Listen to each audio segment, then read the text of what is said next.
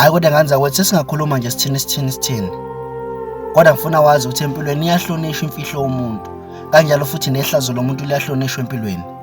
Noma ngaba sekho ndawonye kubudlelwane kodwa yekeni lento ukuthi mangabe nihlukana nabantu bese niqala nikhipha amahlazo akhona kwi-relationship noma imfihlo zabo ninekela abantu noma ninekela izwe lonke. Ngani zakwethu ngoba ukwazile ukuthula ngesikhathi nikwi-relationship, qhubeka kuyihlonipha imfihlo yakhe, qhubeka kuhlonipheka ihlazo lakhe, ngoba ngani zakwethu lonto osukuyenza leso sikhathi wena uthi hayi ngamnikanisa nezwe abantu bamhleka, but lonto ayivaleli yena kuphela nayo iyakuveza ebantwini.